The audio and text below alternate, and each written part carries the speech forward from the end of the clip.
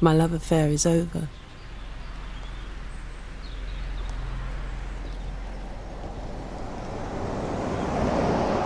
Duncan. He couldn't face it anymore.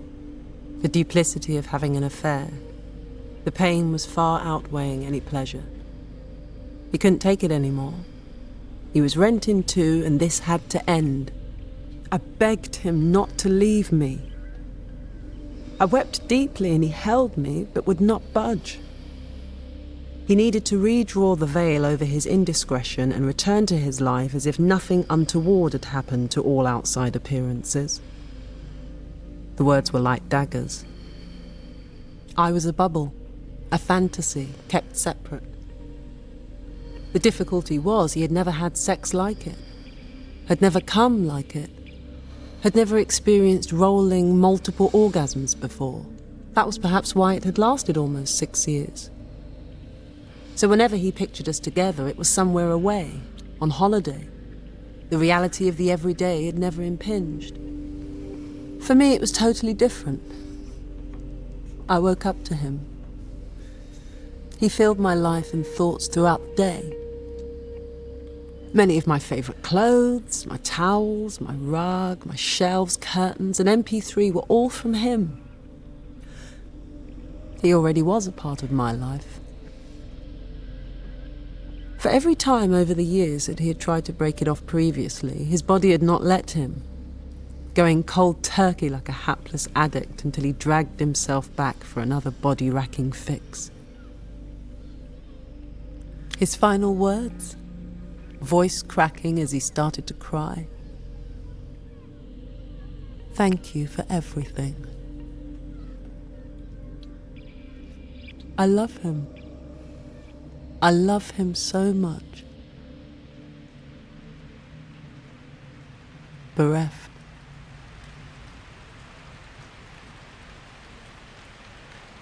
Just the knowledge of the pain that would have to be endured over the coming 6, 12, 18 months, who knows?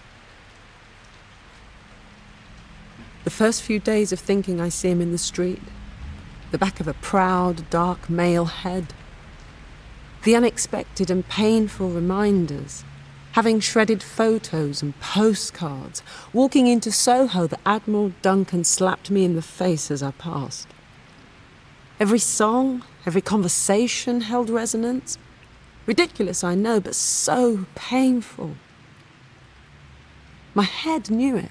Maybe my soul knew it, but my heart was completely unprepared. I so want to be angry with him, to question the veracity of what we had. How could he come over and tell me he still loved his wife? How could he desert me after all we had been through? After all I had done for him and he for me? My heart cracked, but only I was around to hear it.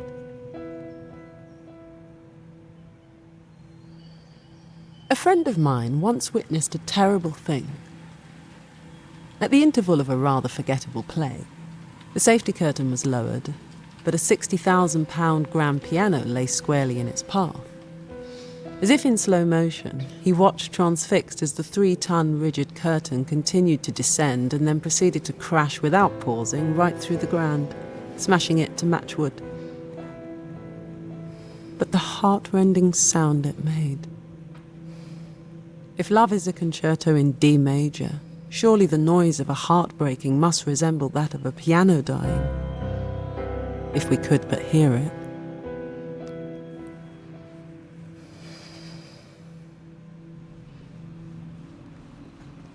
Keep the gun cocked and the powder dry, the old actor's maxim. Ready for anything. Jane Grey, ready for anything. Trouble comes when there's nothing.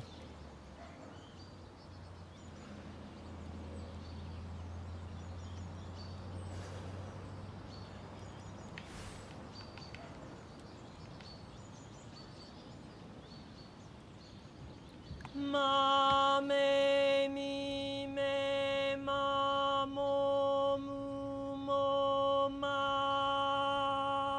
tidy tiger tied its... A tidy tiger tied its... A tidy tiger tied its tiny... A tidy tiger tied... A tidy tiger tied its...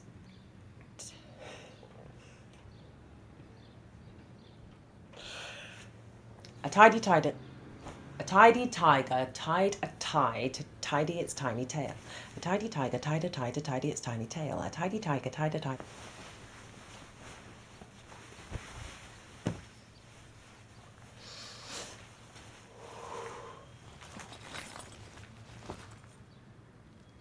Mobiles.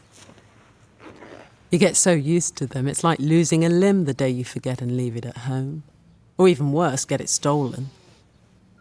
How they must have revolutionized affairs overnight. That would have been reason alone for manufacturing them, had the inventor thought for just a moment exactly how much money he might make from that illicit trade alone. I'm going to text him a kiss.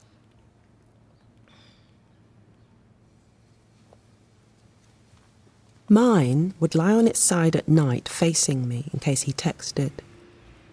I would nurse it and tend it, keeping it charged and cared for, as if it were all that really mattered in my life. It is my one remaining thread to him.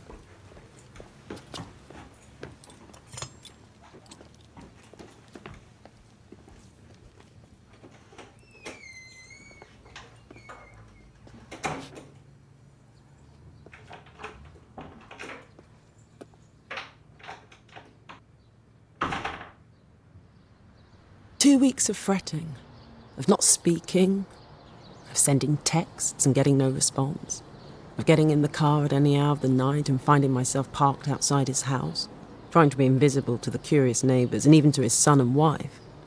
But just to catch a glimpse of him, so the last memory of him would not be of him walking away from me. I caught sight of him once. It was only 8 p.m. and he was going to bed. Good, I thought. Good. What he has said has not been said without serious consideration. It has cost him. I knew that already, but it strengthened me to see it reinforced. I felt better. That's what mattered. If only he would spot me. See me, freeze, then come outside and witness my distress. Witness it and realise what I was going through for my love for him. That I was here for him and that I loved him. And if he could just see that at any time of the night, if he would just peek outside and see me parked there, near him, if he needed me.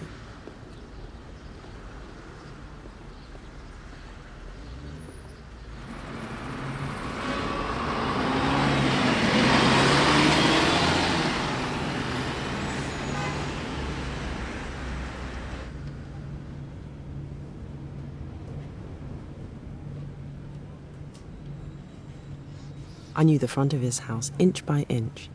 The style, the ornate period brickwork, how it compared and contrasted with the neighbours in design and alteration. After nightfall, the lights going on, the curtains being drawn on warm and not so warm homes.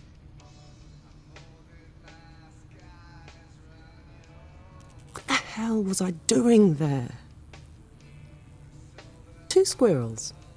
One living on one side of the road, the other on mine. The fox that lived under the red gate.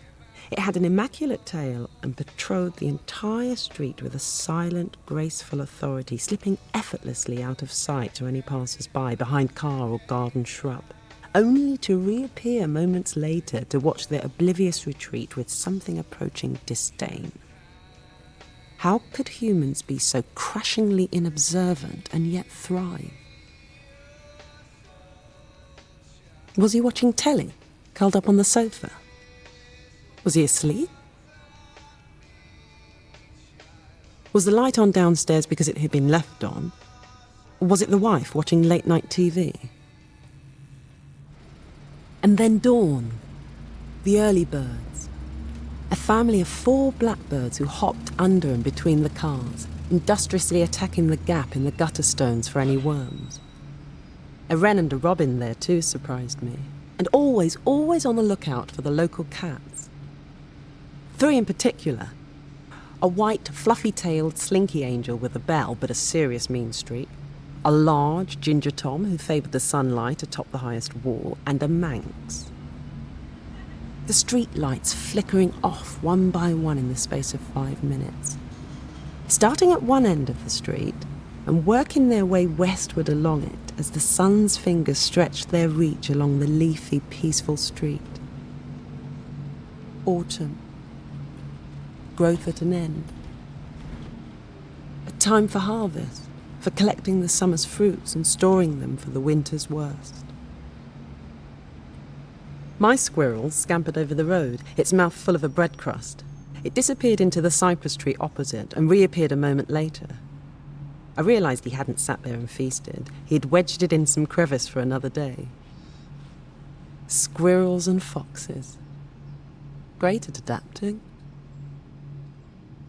Why wasn't I?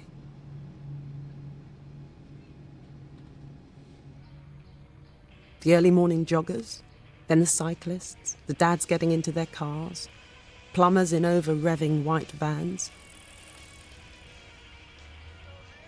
The nights had rolled into one long one, punctuated with short bursts of panic when the neighbour took an overt interest in a dark figure sitting in an unfamiliar car on a very familiar street. Sooner or later, someone was going to call the police. What would I say? I was just sitting there to take a call, officer. It was illegal to talk and drive, didn't you know? Wouldn't hold for long, would it? Well, not for an entire week, 2-week long stakeout. It really was time to go home and sleep. So eventually, strung out and stretched, I texted him, telling him I was with him and there if he needed me. God knows I had long enough to consider and construct these vital missives. They needed to be just right.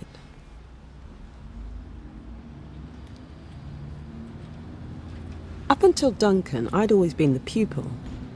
The one looking up with troubled but hopeful eyes, wondering if this time they would give me what I needed, what I was seeking. If I could just learn quickly enough what it was they needed and give it to them. If I gave myself up enough, gave enough of myself, surely it would make me indispensable in their lives and they would never leave me. I'd never give them any reason to seek elsewhere. But Duncan was different. I could and would teach him. He came to me with a creased brow, a slight downturn threatening at the corner of his mouth, and cumulonimbus clouds gathering under the lids of his blue-green eyes, as if something threatened to overwhelm him if he didn't manage to stave it off properly, and soon. It was a different kind of vulnerability, not one serviced with drugs or alcohol. He didn't hate women. He admired me. And he was white, middle class. Same as me. Something in me had moved towards him before I even consciously knew it, just after I'd moved across the room and met him over the food table of a birthday party. He, a friend of the husband, and me, the friend of the actress' wife. My guard was down. If this had been a single man, I know I would have behaved very differently, and if I'd also fancied him, I would have made a complete and irretrievable arse of myself. But Duncan was safe. He was married, and we were among friends. With a gold band on his finger, even though his wife was at home tending their brood, she may as well have been there. Everything was fine. So I was, quite simply, myself. And we talked. We just talked. And he talked and walked me to my bus stop and waited with me for my bus. But he already had my email by the time he kissed my cheek goodbye, and we both smiled a little too much because we both knew it wasn't goodbye. But he was married, and I didn't do affairs until he emailed me, and then he texted me twice, and then I texted him back. Shortly after that, he found himself sitting in his car around the corner from my flat, wondering if he was really actually going to do this. So we postponed the inevitable for a while by going for a walk in the cold in the park at the end of my road, and we both wrestled with his conscience for a while, until we both got too cold. And the first time we made love, it was disappointingly awkward. I was so awkward. But the line had been crossed. And the next time, there was no walk in the park. And we were both simply present with nothing to prove. Just our mutual attraction, our need, and the eager desperation and clarity that clandestine confers.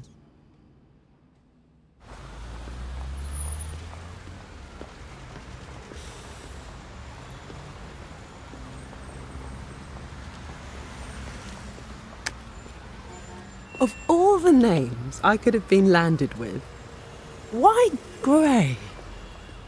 As a person of colour, I get grey. I guess it's a small blessing that it wasn't brown or black. I mean, at school that really would have been worse. But as a young girl fighting to find herself, is there a better definition of a plain Jane than Jane Grey? Well, it makes me laugh anyway.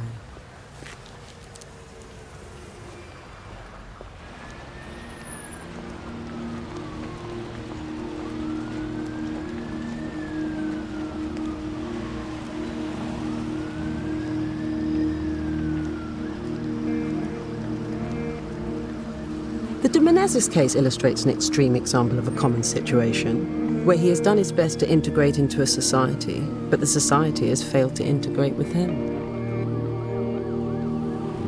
So many reasons have been given as being responsible, or at least contributory to the death of Jean-Charles de Menezes.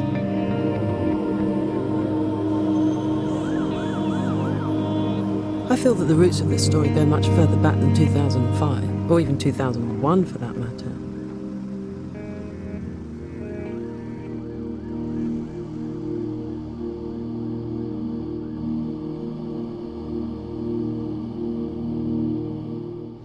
A general overview of the typical UK TV through the past 30 years, it becomes quite obvious that the depiction of people of colour has been pretty rudimentary, either totally lacking, inaccurate, or just plain insulting. I mean, this is of interest to me simply because, as a person of colour living in England, I was looking for something I could identify with on TV. Thus any portrayed darkie made particular impact. I find it deeply disturbing when I witness how much we as a nation have come to depend not only on Africans, Asians, but Poles, Italians and Afro-Caribbeans today as our doctors, nurses and lawyers, but also the riches that came from the empire. How many are actually aware of the fact that 5 million people of colour also died in the Nazi concentration camps, and that more Victoria Crosses were awarded for valour to Indians during the Second World War than to any other nation? There must surely be some kind of debt here. The truly chilling side of all of this is how Britain reinvents itself on TV. Can anyone who has walked into a hospital in the UK really say that Holby City and Casualty are truly representative of the National Health Service in this country? What this convenient TV cosmetic job creates by default, and then reinforces, is an unrecognised and uncelebrated body of society who have held our economy together in several key areas. It was, after all, the British who went out and actively campaigned for these people to come to Britain and help. If portrayal on TV is continually negative, stereotyped, risible and whitewashed over the space of decades, is it any surprise that great swathes of the populace are ignorant and find it hard to accept people of colour in this country? And then take the next natural step of thinking that they are taking our jobs? Television carries a truly great responsibility. Quite apart from representing nations, exploring stories and validating peoples, it might just prevent a dreadful case of mistaken identity. If primetime TV is actually the principal source of education in terms of what people look like from other countries, what impact is this having not just upon society in general, but more crucially, on officers of our customs and excise, immigration, jurors, MI5, MI6, the police and SO19 armed response units? My real education occurred of my own volition after school. It was also only as a result of travelling that I could begin to tell the difference between accents and facial features of people of different continents, let alone countries. I've met Africans who know the country in Africa I must be descended from purely by my physical appearance, even though 8 generations of my ancestry is in fact Trinidadian. It is exactly this delicate, detailed, accurate racial identification that is completely destroyed by our history of haphazard representations on TV and in film. This ignorance was elegantly highlighted by one pivotal police surveillance operative, who described the Menezes as having Mongolian eyes. It is common practice that anything relating to the colour black, or things ethnic, have in English parlance gained negative connotations. Black book, a black mark, accident black spot, giving black looks, Indian giver, Indian sign, black hole, nigger in the woodpile, Shanghai, Chinese burn, gypsy, the list is endless. What do Mongolian eyes have to do with Morocco, Pakistan, Iraq, or especially Brazil for that matter? So here's the rub. And I would discuss this with Duncan. He hadn't thought about it at all much, never having had to do so, but he agreed. The officers at the centre of the de Menezes shooting have been reinstated with full pay. If you like shooting people, don't join the army, where people may have the audacity to shoot back. Join the police and get to shoot unarmed civilians. A man carrying a table leg, some guy in a car, or an electrician on the tube. We know blacks have been in this country for 500 years and Asians for 400. But where do we see this rich history remembered, validated, accurately depicted and celebrated? Who cares? As with Duncan, there's an essential cowardice, a lack of culpability which scrapes away any honour or dignity, even with an apology, isn't there?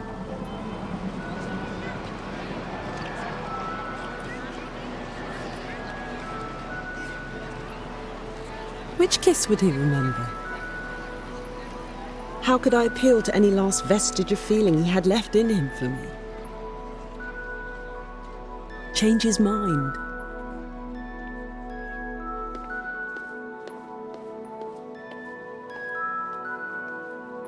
A kiss when he left on his bike planted on his cheek? Or the playful, hungry lips, mouths and tongues exploring each other, naked bodies glued together by gravity? The one I wanted with all my heart for him to recall and miss so much that it would foster a last-minute rebellion leading to a complete reversal of fortunes. I desperately tried not to think about the gaping chasm of emptiness that yawned just ahead of me, whichever way I turned. A void of life without him. An X that meant you. You are my happiness. You are my peace. Can't you see? And an X that upon reflection also meant no. No, I don't accept. No, I don't accept goodbye. No, this cannot be the end. I won't let it be. And I concocted the scenario for my next text. I mean, maybe it would have to wait till Xmas. She hadn't made him change his number by then. How do you let go? How? It's a terrible thing to be judged by someone so close and be found wanting. He once said I gave him what she didn't, that we were so different. To be suddenly back out there, be 6 years older and with nothing to show for it.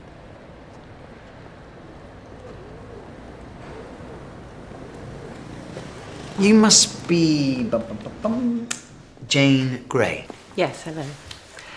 Please make yourself comfortable.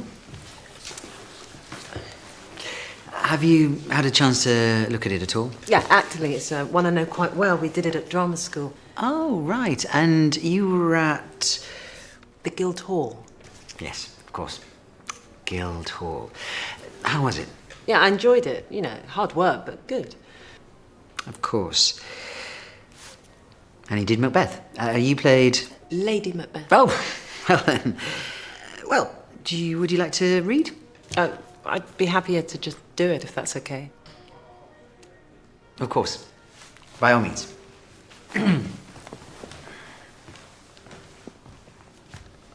Why bring a knife if you're not going to use it?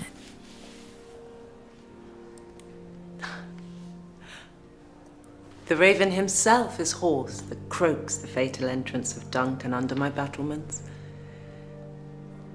Come, you spirits that tend on mortal thoughts, unsex me here, and fill me from the crown to the toe, top full of direst cruelty. Make thick my blood. Stop up the access and passage to remorse, that no compunctious visitings of nature shake my fell purpose, nor keep peace between the effect and it.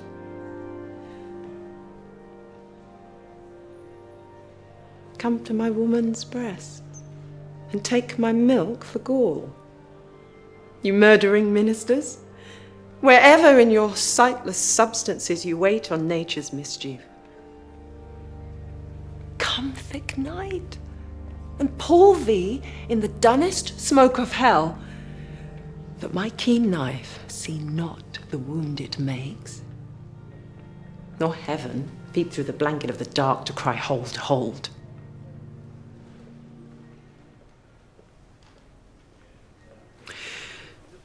Great. That's great. I'm wondering, could you do it again? And this time, could you do it as you might normally talk? That is how I normally talk.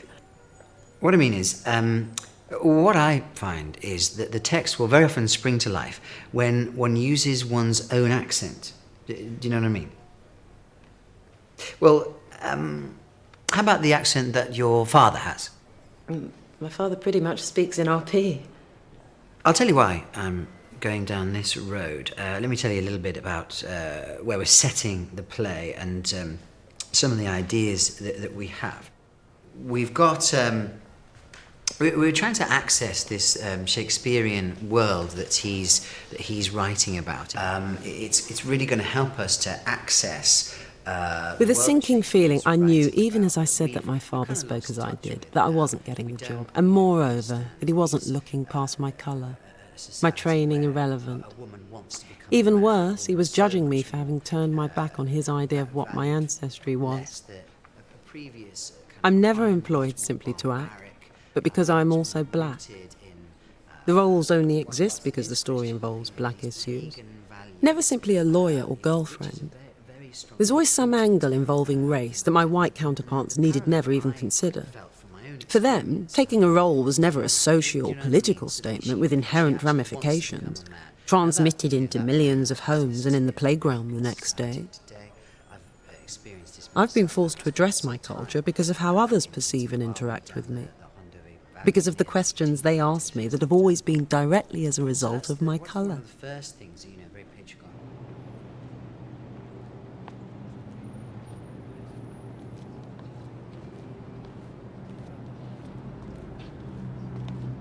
You see, I was adopted into a white middle-class family as a baby. I get tired of explaining it as it's me, but to anyone else it's really interesting. My birth mother was pregnant out of wedlock and informed firmly that she would be refused welfare if she attempted to keep me, so she agreed to stop breastfeeding and gave me up to what was known as the British Adoption Plan. A family was found in sunny Cambridge, and once I passed the medical, my future was sealed. Books explain that this was why I may have issues over abandonment. I traced my birth mother 10 years ago. People have often asked me what it was like, and I always compare it to witnessing a car crash in slow motion. You know something momentous is happening, but you're curiously disconnected. For her, she had the memory of a loss, of that most lonely of travails. The heartache, the torture of trying to do the right thing with no one there to help, only a society to judge and find guilty. Then the wrench and irreplaceable loss and grief of losing a baby. I was literally torn from my mother's arms, once all the papers had been signed. Removed to several foster parents until a suitable family was found. It is found that after a while the child simply stops crying because it realises the futility of doing so. The irreplaceable is never going to return, And no matter what arms it is placed in thereafter, they aren't the right arms. This quickly leads to the proud new mother feeling rejected and fosters a cycle of rejection that, if left unchecked, can lead to the... It can lead to...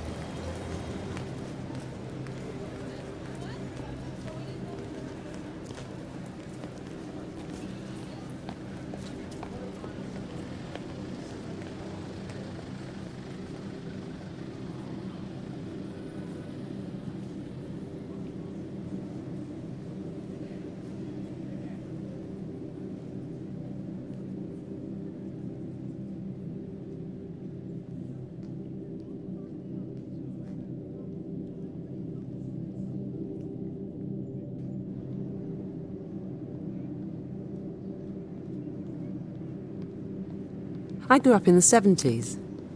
The things I loved? Paddington, Please Look After This Bear, Michael Jackson, smash hits, photo loving. You know those mags where the whole story was acted out with bad photos and cliched expressions? Brilliant kitsch. Being pinched hard and constantly by the little girl who lived over the road. Doctor Who, and hiding behind the settee. A peanut butter sandwich that made me sick. In fact, any travel by land or sea made me terribly sick. 14 times on the way to France was my record. Holidays walking in North Wales and on the canals across Britain. I was a clever girl, bright, good at English, spelling, fast student. Nice teachers, bad home. Tension. Lots of tension. Violence. The old dichotomy of guilt for not being a good enough daughter versus angry, impotent captivity.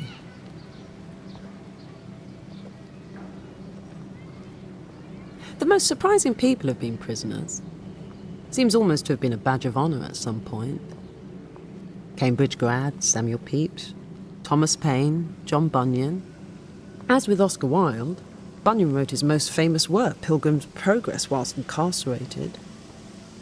The church took a very dim view of his preaching, locking him up on more than one occasion, though with the veil of time there's now a romanticised view of how he's actually treated, and now that he's dead, he's of course being taken to the heart of the establishment.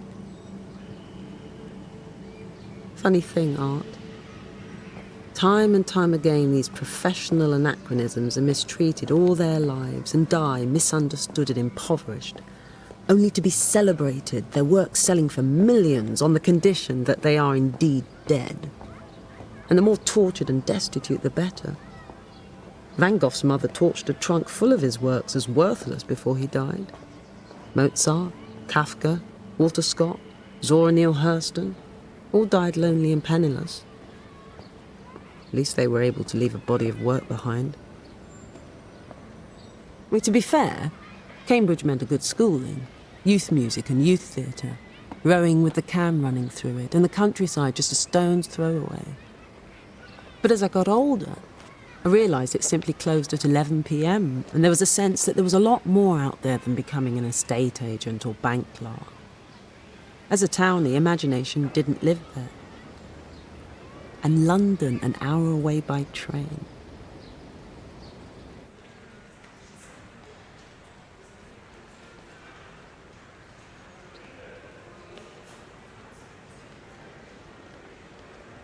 I only return here for singing lessons now, but I think my best days, my favourite days were at drama school.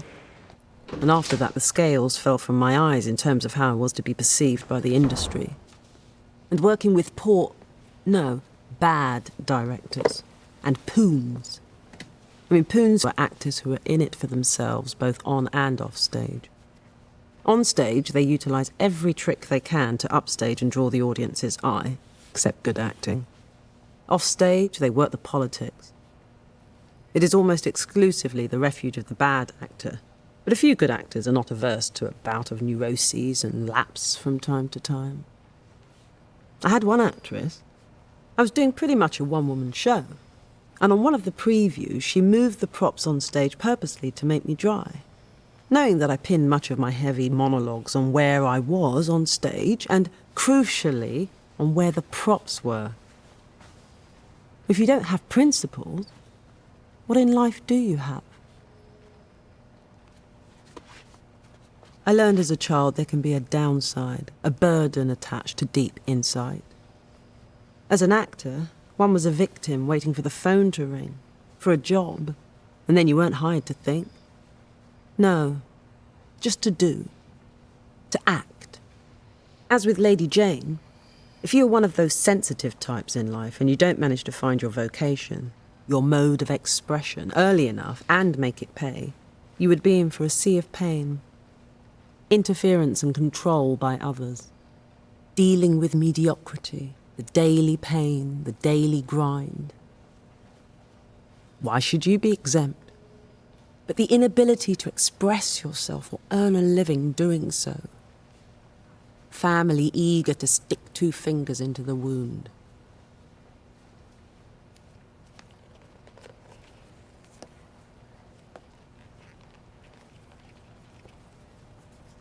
Drama school temporarily removed all of these pressures. At any one time, there were 5 things that needed addressing. A play, voice, movement, circus skills, and sword fighting. And with it all, a sort of optimistic snobbery of being a drama student, one of the chosen. In judging plays, films, and performances, of who one would or wouldn't work with, of great concentration, fitness, and learning at a ferocious rate. Camaraderie and the laughs, the chuckles, and the outright corpsing on stage in the middle of a performance. The play, the schemes and means of making someone corpse. Pinning porn to the inside of a jacket and flashing it as you step up stage. 3 years of navel-gazing that had both a kinetic and a potential energy and drive attached to it, and which for some meant leaving felt like stepping off a cliff. Some would spread their wings and disappear into the stratosphere, whilst others would plummet so fast their egos wouldn't have time to break their fall. Drama school was in the middle, time of faith and hope. After the pain of childhood, but before the business had got its talons into you. Or not, as the case may be.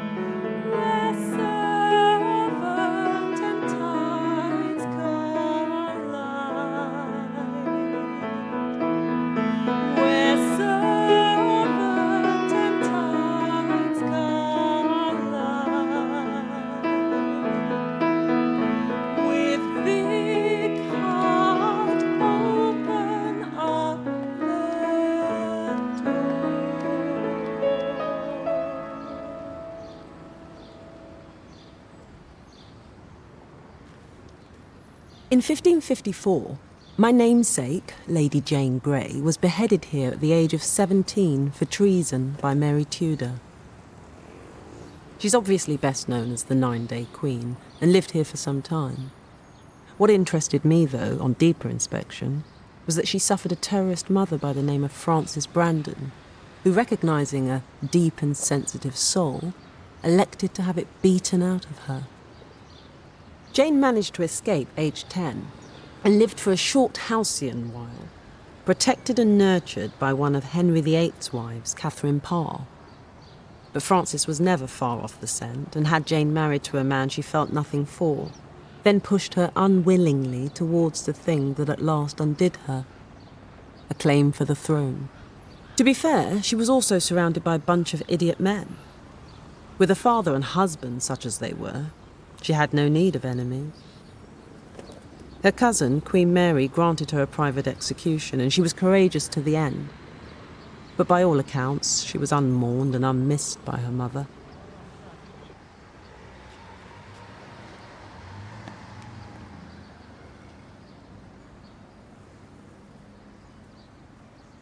An interesting thing about pain: when you're going through it, you really don't want to hear about other people's pain unless it pertains directly to whatever it is that you're going through. The irony is, if you're going through quite extreme pain, you become a magnet and others feel compelled to offload their own innermost troubles, even though you're in no condition either to help or, in most cases, to tell them to shut up.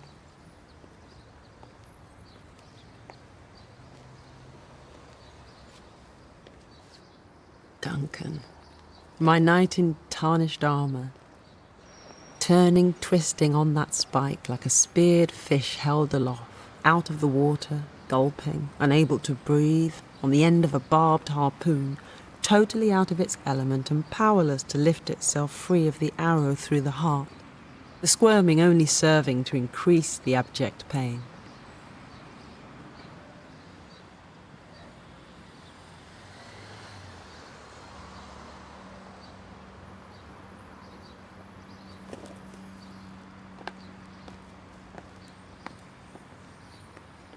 There is only love.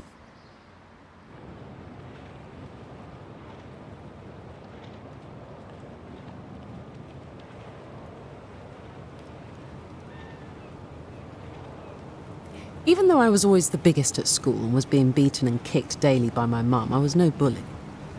Relieved of my mother's oppression during school hours, I often got overexcited, wanting and willing to prove myself, my intelligence. Made me a smart-ass. Under a thunderous cloud of terror which ebbed and flowed, but never entirely receded, my overriding memories of childhood were having my neck scrubbed with a nail brush until raw by a mother irate at having to wash my school shirts, spending whole Saturdays doing chores, stirring the porridge before I was tall enough to reach the pan with the aid of a stool, a long walk to the bakery to buy the bread, then hoovering the landing and stairs, and finally cleaning the sinks. That pretty much used up my Saturday. Can't ever remember having a lie-in or watching Saturday morning TV. Nor can I recall what my brothers did during this time, but it certainly wasn't chores. I was quite obviously surplus. At best an inconvenience, at worst an active waste of time, money and effort. Begging the question, why did they adopt me in the first place? I mean, I didn't choose them.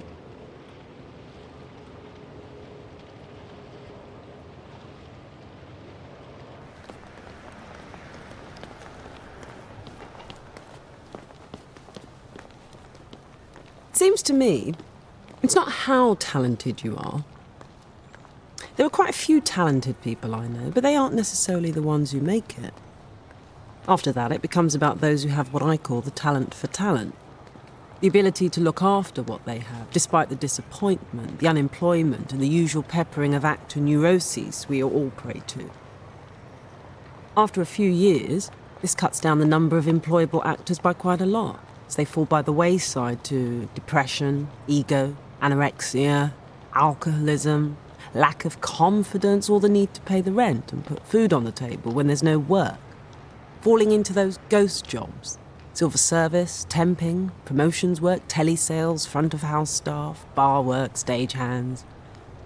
It's only a select few that for some reason are in the right place at the right time, or strike a chord for a casting director. As a non-white actor, the jobs may be quite good when you get them, but they will be few and far between, unless you're prepared to job it at the National or RSC, happy with scraps and overt racism, usually from the older established thesps. What I'm trying to say is that, to a great degree, it doesn't matter how hard you work, or how much you sacrifice, or how much you believe in yourself, your talent, whatever. For those that make it, of course, it all makes perfect sense. But for the other 4,000 that stand in that superstar's shadow, it doesn't make any sense at all.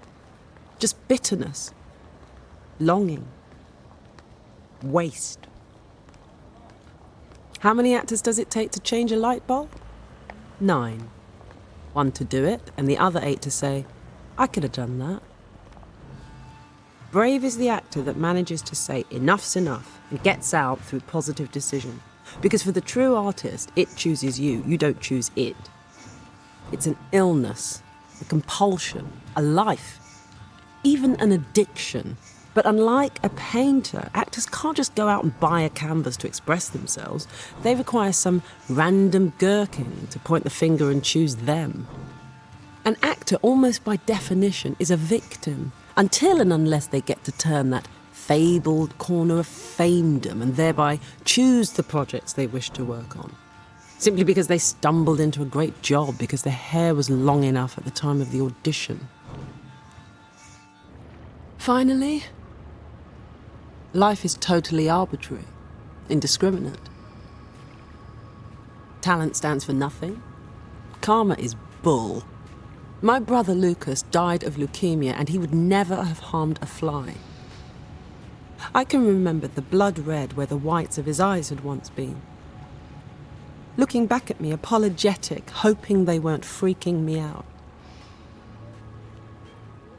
The times karma works are celebrated, but what about the serial rapist who won the lottery?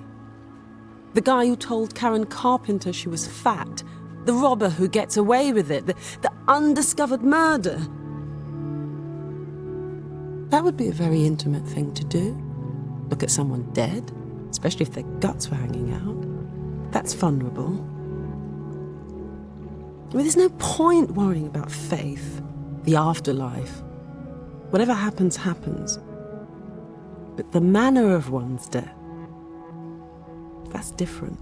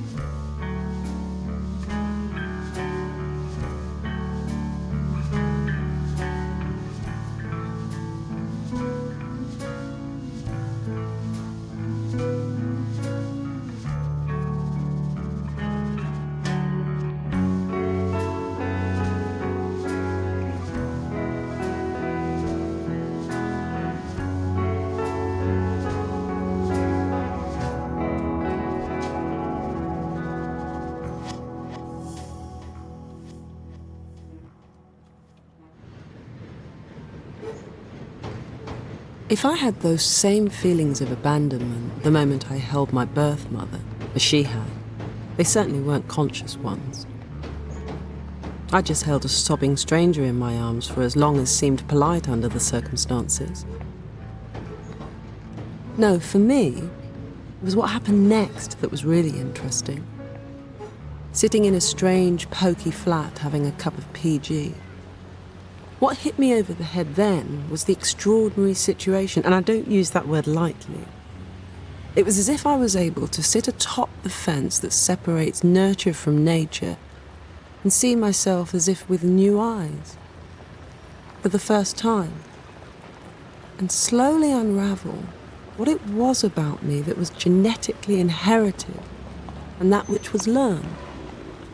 I don't just mean in terms of physical appearance, but gestures, mannerisms, previously unconscious smiles, tilts of the head, insouciant waves of the elbow that before passed completely unnoticed were now the subject of intense study, as I now witnessed those very same actions, so much a part of me, now being executed by a vaguely familiar total stranger. I was thereby able to see clearly for the first time what I did that was an innate mannerism and that learned from my adoptive family. It was like a light had gone on in a heretofore undiscovered room. How different to the last time I held Duncan. The embrace you hope never to have. To give. The goodbye hug.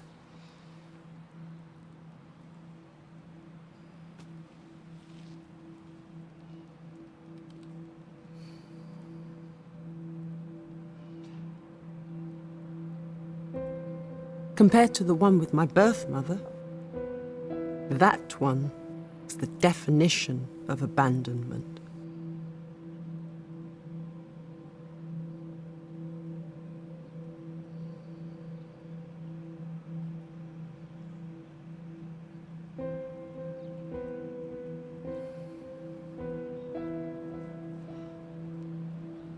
If I have a faith, can move mountains, but have not love, I am nothing.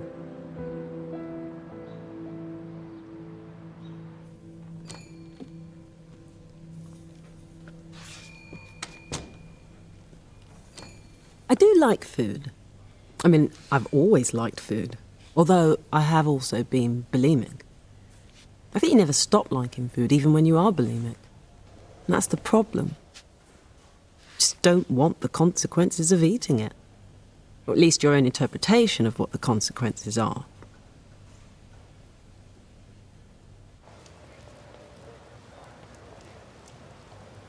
It's the most lonely feeling. It breeds in and of itself a feeling of shame, worthlessness. One day I stopped. I don't know why. I remember looking at my teeth, with my heart pounding its fists on my rib cage in an effort to get out and find a body that might treat it better. In my endless search for approval, did I hold off puberty for as long as possible? I don't know. I was washboard-chested, and to add insult to injury, I had massive feet. Too big for child-sized shoes, and yet another bone of contention for my mother to chew on, fixing me with her glare as she forked out extra on women's shoes. There. That's the word that sums up my childhood right there. Gratitude. An undiminishing demand for gratitude. Growing up with two older brothers and that mother, my experience of being a woman was very negative. Whatever reasons a mother gives up her child will never really make sense to the child. A case of two negatives really not making a positive. I had a period of going back to my roots. Wasn't quite sure what to do. Going first to the Caribbean and then reverting all the way back to Africa. Then trying to do both. I mean, where other artists had their blue phase, I had my black one. Quite apart from embracing the clothes and music, I embraced quite a few black men. Precisely because they were black, but also because I intuitively knew that these particular individuals would also be bad for me. It was as if my sense of self, my self-preservation, my common sense, my idea of right and wrong, everything had been temporarily suspended. The plug pulled out of the wall by tripping over the flex. I didn't choose black men who were healthy and well-adjusted. No, but lost myself to a succession of painful, brutal, soulless liaisons with men who used me and my money even as they regarded me as something between a curio and a sap. The worse they behaved towards me, the harder I would fall. The man who practiced Japanese bondage on me, I fell for the hardest. The serving of a deep need, the deepest of aches, of painful, servile worthlessness, of needing to consistently return and reinforce that sense of humiliation. Was I undoing it by doing it? Or simply emphasizing it? I don't know. I just know that once there, vanilla sex was never enough. The sex is in the mind, the hit, the anesthetic. The drug was in the role play before the release, built somewhere in the drama of constructed foreplay. The guilt of being a woman, a sentient sexual being. The unworkable hypocrisy and curse of my womanhood, making it impossible to be turned on unless it was entirely someone else's doing. Someone else's fault, and thereby their responsibility. Orgasm coming in spite of fighting against it. Fighting and holding out, holding it off for as long as I possibly could. The only way. Then the exhaustive search for an answer, for some sort of discharge from the cycle of guilt. But where the compromise between passion and peace?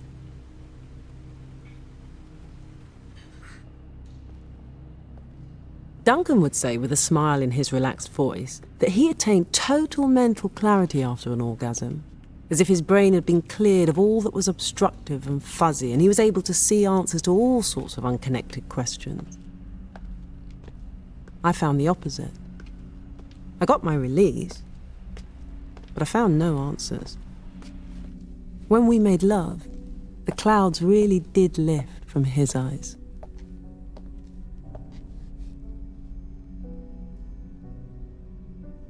Over those 6 years, I calculated we saw each other naked more than dressed. Where could we go and not risk being spotted? What spare time did he have, unmissed by his wife? And I taught him so much. So much. About life, about love, though this scared him, and about sex. As though all the pain and the suffering suddenly seemed to have a point. I had an insight into life that I could share, that I could explain and offer, and it was received as a prize. I took him to places he previously had only hoped might exist. And I let him into me. I truly opened myself up to him precisely because he was so in awe. As if he were the first person ever to grasp the significance of the treasures I laid out before him, and thereby treat me with the respect that was so absent heretofore. I revelled in the light reflected off his face as he looked at me, and I marvelled that I'd never sought it out earlier. He healed me. He touched my core in reverence, and he healed me. And so we took it in turns to delve deep into each other, each time deeper than the last, holding hands and sinking in wonder, in lust, and in love. And so gradually, imperceptibly, I became a ghost. To the outside world, I was single. To my parents, my friends and work colleagues. But his world became real for me. His children, his wife, his work, and his friends, and most of all, him. We shared our histories, and he knew too who my friends were and why they were. It was all so solid, so real and so complete. When it's no longer there, when it's gone, you turn around in a room and realize you have nothing. Someone has sucked the air out of the building. You have no rights. Not being married, you have nothing. No leverage. It's a position of total impotence in law and in standing, as if you never existed at all, despite all the love that you know to be there. It is a complete negation, as if one has been erased from any records of existence, never had any future, and as if we were never there in the first place. A perfectly created, inevitable, inexorable nightmare in the making, tailored by and especially for you. There are no friends you can turn to, no one you can even begin to explain to. It's too intricate and exhausting, and they're feeling too betrayed and shocked at being left out to understand it all anyway.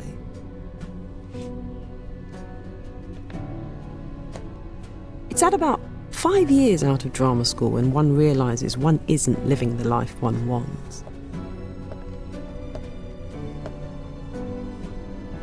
Sitting opposite some sniffy guy behind plate glass, explaining what one has done that fortnight in one's effort to gain employment, or else he fails to click a tick in a box and you don't get your job seeker's allowance. I had noticed a travel card pushed under the glass, but hidden from his view by his computer. It sat there for months, and on it, in small neat handwriting, someone had scribed, "Slowly fading out of view." It's at that point, as he frowns pedantically over his new flat screen, that you look out of the window and start compiling your funeral invite list.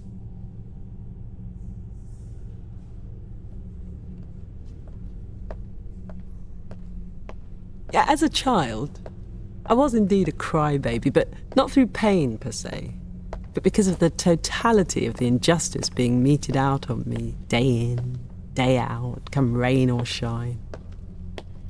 A strict and unremitting regime of terror and mind games spanning years, of kicks and smacks, punches, ear pulls, tugs and hair pulls, or the ever-present threat thereof, of a million slights and slurs, the only attention afforded being that of ridicule, pain or disappointment, of being called an oaf, cack-handed, idiot, prat, stupid, lazy, of phrases that started, "My godfathers," "Just you wait, and don't you dare start crying, guaranteed to make me," and "Tell it to the Marines."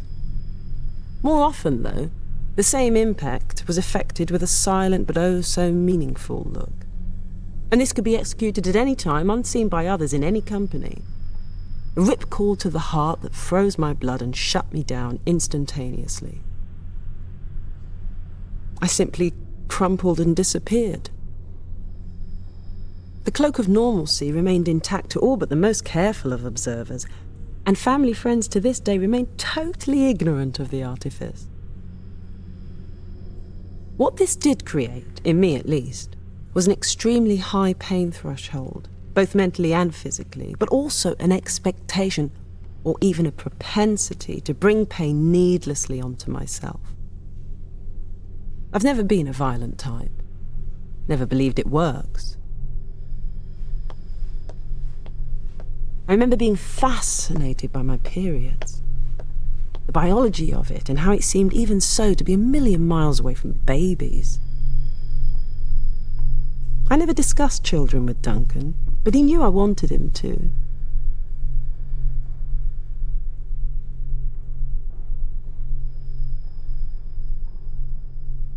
Our children could be beautiful.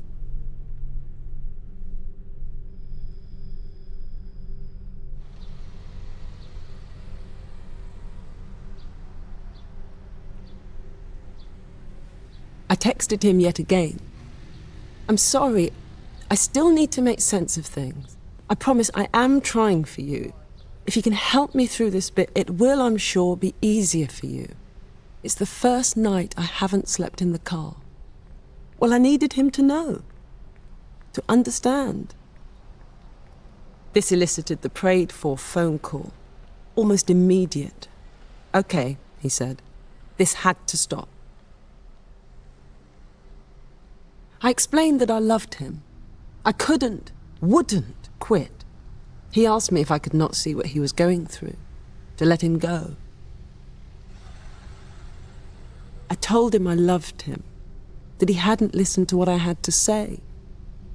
The last time we had met, I hadn't been able to formulate what I wanted to say, but I had some idea now. Okay, he said, we needed to meet. My heart leapt to the sky, still some hope.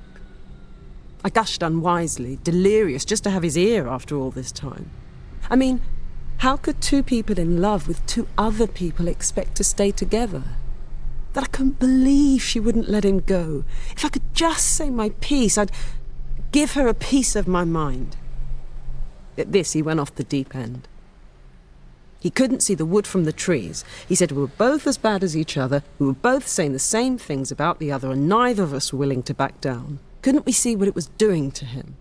He ought to just dump the pair of us. I backed down, abjectly apologetic. I hadn't meant to cause him so much upset. It hurt me to hurt him. But at least he was entertaining the idea of leaving her too. It lent some parity, the first for a while, into a situation I'd felt locked out of for a very long time. Okay. The next step, the meeting, was really important.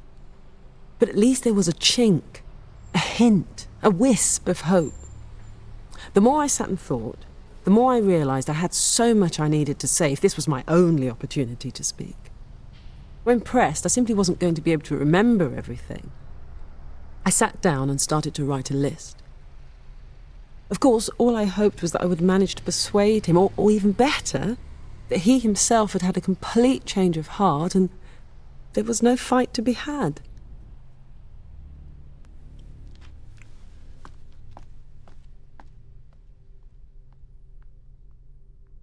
Dear Duncan, it's not possible for me to have a discussion with you in the knowledge that I have already failed. So for the purposes of now, let's just say that your decision has not yet been made. What has been so impossible is trying to have a cogent conversation knowing the boat had already left, so anything I said was of no import. This, thankfully, I now feel is not the case. Of course, I do accept without question that a decision needs to be made, if only for your sanity. And everything needed to come out into the open. I'm totally aware, and was always supportive of that. But I was not just fighting your decision because I was merely upset that it went against me, but with the perceived injustice and speed of its execution, without me being able even to say my piece. I hope you can explain to me the reasons behind your choice, for everything you have levelled at me so far has not held any truth. My not loving you? My not wanting to be involved with your kids till they are adults? That was certainly a conversation we had, but that has been taken out of context. You've tested me, and sometimes you've drawn conclusions about me without actually having extended conversations about things. But as soon as I've detected something, you've always opened up and we've talked about it to satisfaction. Our communication has been good, considering our severe limitations. It's as though you have been casting around in vain, trying to find a good, concrete reason, something to cling on to that would negate what we have. But in this past month, it must have been increasingly clear that there isn't anything. The reason I was so distraught was that I thought for a while back there that you didn't love me, that everything I had previously held to be true was not. But now I feel content that I was wrong, and genuinely feel you do love me from our recent talks, and that there are, moreover, motives at work underneath what simply felt like an unwarranted assault.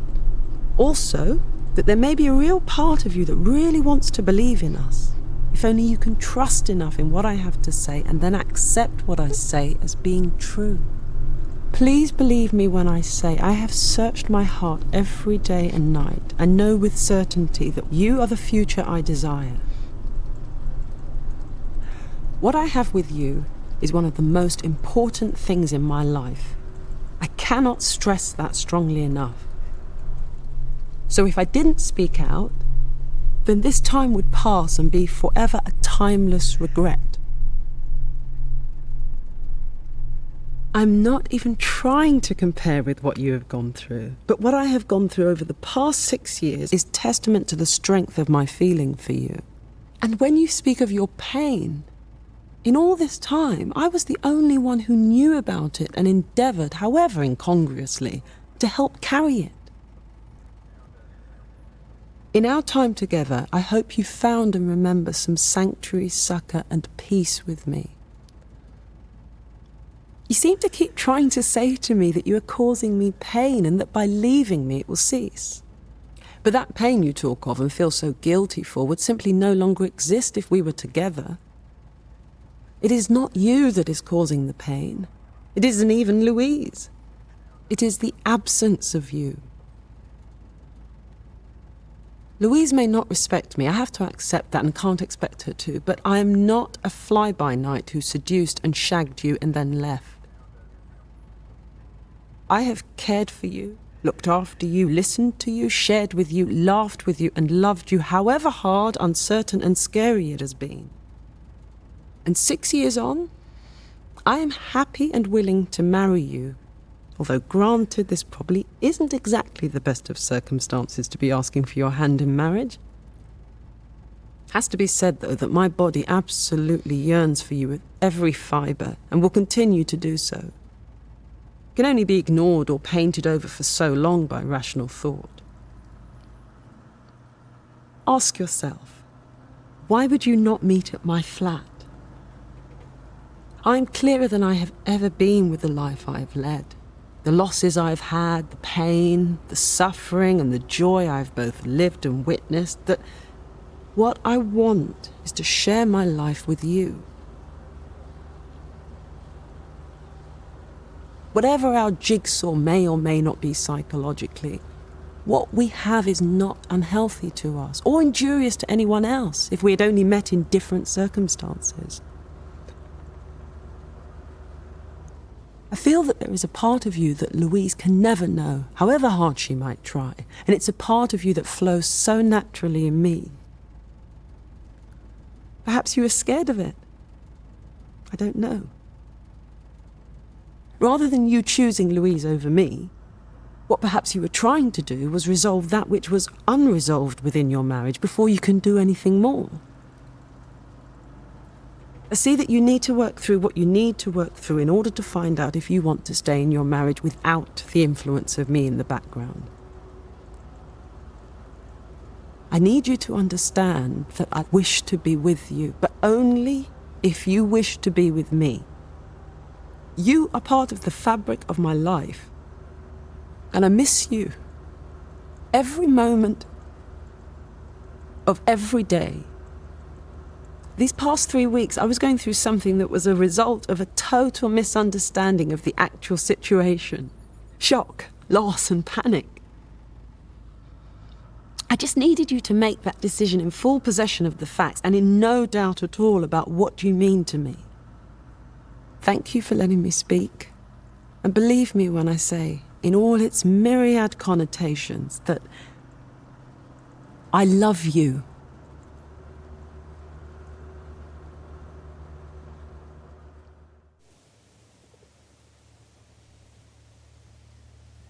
What then transpired was kind of extraordinary. I awoke early and had that same sense of doom I had had on the morning of the day he had come around to officially dump me. I was grateful to turn to a book and simply bury myself in the intricate worries of a bunch of well-written fictional characters, rather than stare down the barrel of a loaded shotgun for 5 hours. At 11 a.m. I got up, considered long and hard what to wear, had a long shower. I wanted to look my best. I wore his sky blue shirt, a new, specially pressed skirt, and my new shoes.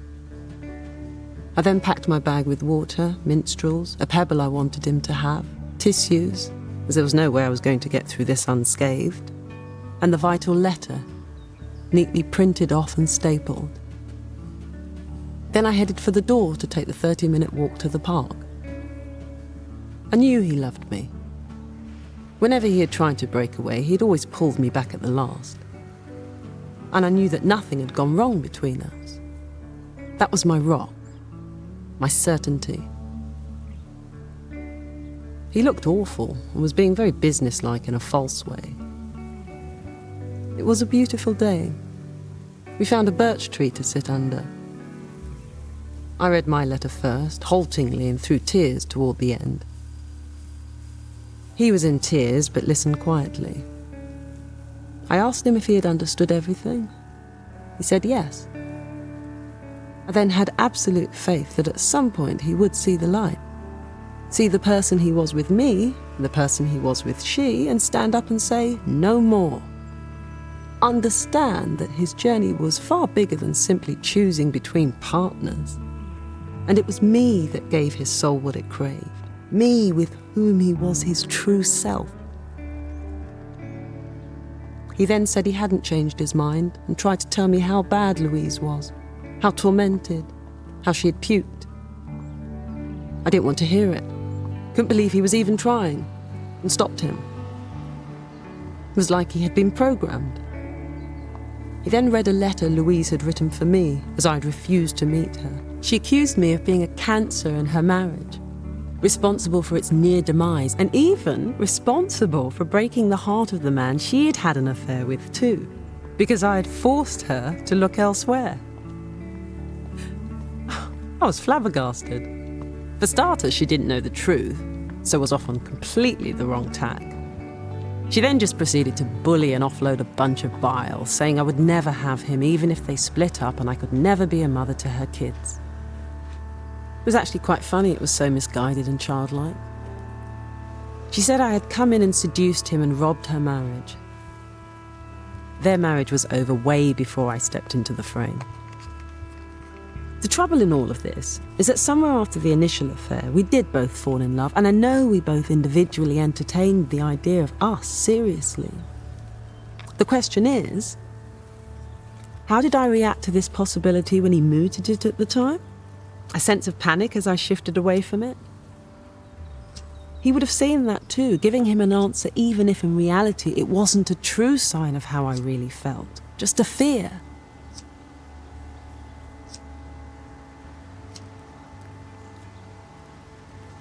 Only now the desperate pain of separation providing irrefutable proof that I loved and was in love with him. But too late. I asked him if he agreed with all she had said, and he shook his head. He knew how wildly inaccurate it was. But after a silence, he responded that he had come to realize that he loved his wife, that his place was at home with his kids, that he couldn't stand being torn anymore, and he wanted peace.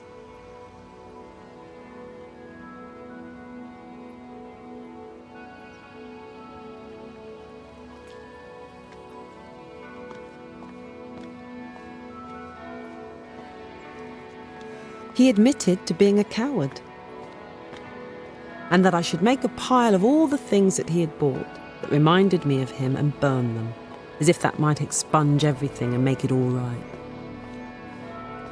I knew he loved her, but he wasn't in love with her. And I could see that he was really talking of giving up on love. True love for the known duty and guilt.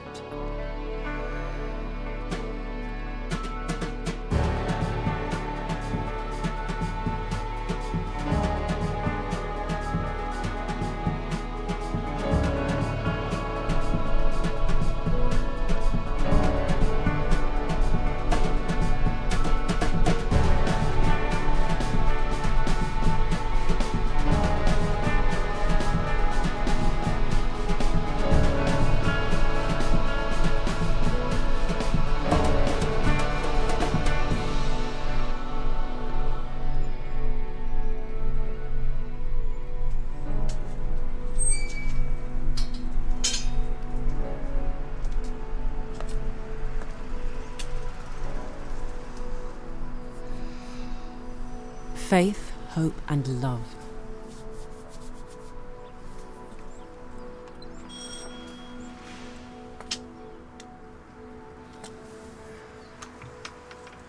Hello?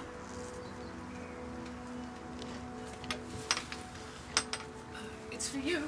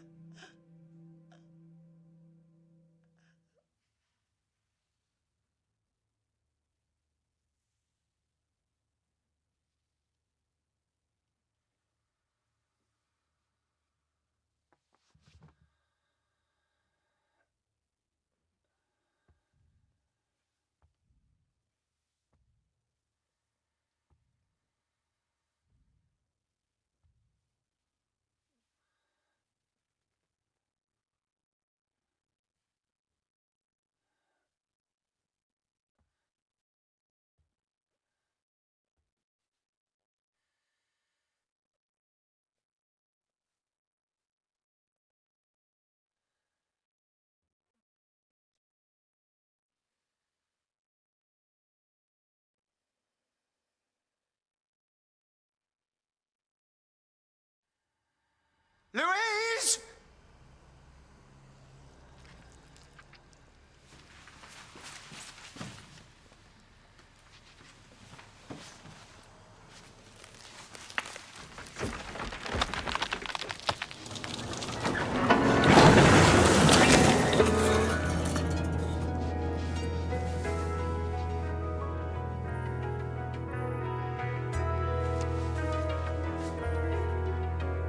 But the greatest of these